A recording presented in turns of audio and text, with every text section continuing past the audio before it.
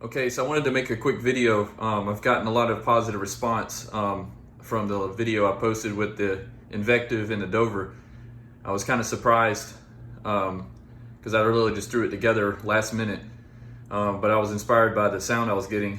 And basically, to give you a rundown of the whole pedal board, this is the pedal setup. It's basically, the way I think of it, is very outrageous and kind of over the top, but it's really meant for shaping the sound of your guitar pickups before it hits the distortion.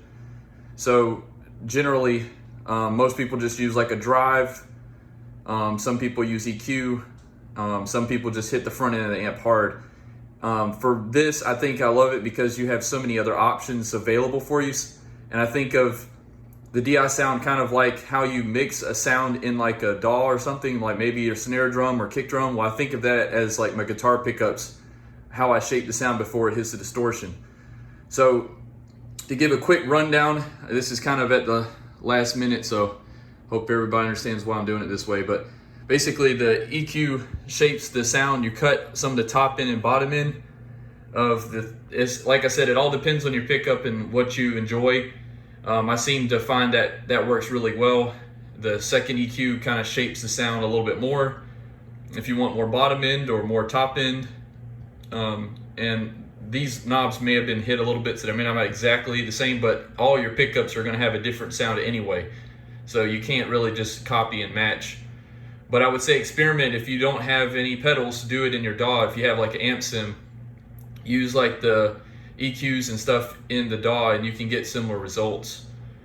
The last two things on this top part is the compression. Basically, I'm usually doing 3 dBs on each compressor, so I'm sharing the load instead of having one do. You can go extreme as you want, or you can just not even do it. It really is more of a feel thing and not a sound thing. So some people may not notice, especially if your ears are not attuned to the sound.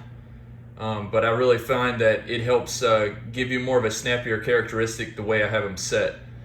Over here is different drives. This drive here to me it doesn't have a modern sound to it, but it has a really interesting characteristic to how I like what it sounds like, what it does. If you engage it, it sounds great. If you take it away, you kind of miss it. So it's not important, but it definitely adds something to the sound that I really enjoy. This Greer amp pedal is a really interesting, I would say it's a transparent overdrive, but it has a unique sound to it as well, especially when you use the drive a little bit. The Harlow is another kind of mild overdrive that acts kind of like a compressor as well. All of these have different sounds, and I've tried different ones to see which one I like, and I kind of like using a little bit of each one, doing minor things. You could just have one of them and use them more aggressively, but I feel like you use them kind of to taste and blend them, so to speak. They give a more unique and defined sound. And the last is the Horizon Devices. This is like this little knob here really gives you tweakability for your low end.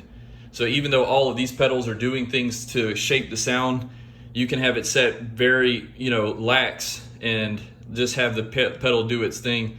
Turning it up will cut more low end, and you had to make up using this with volume.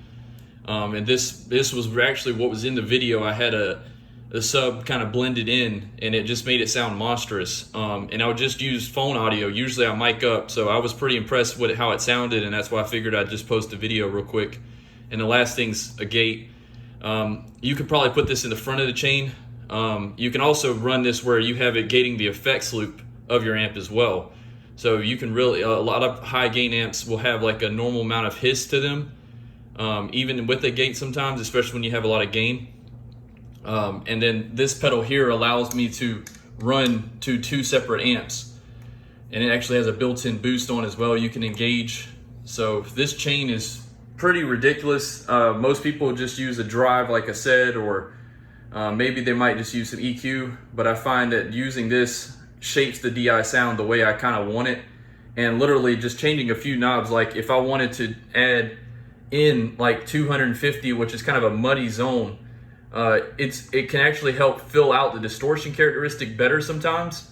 and make it a little bit more rewarding to play. But if you add too much, it gets a little undiscernible. But if you cut it back, you can really have a very tight and aggressive pickup setup. But it's all dependent upon what people like. And then the last thing that I do, that I'll show real quick, is in the effects loop, I experiment with EQ in how it shapes the sound before it comes through the cab. So you're shaping the distortion of the amp itself, and then I've played around with also using a compressor. It just makes the sound spit even heavier.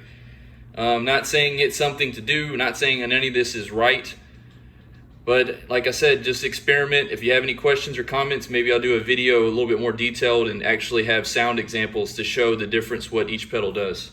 Take care.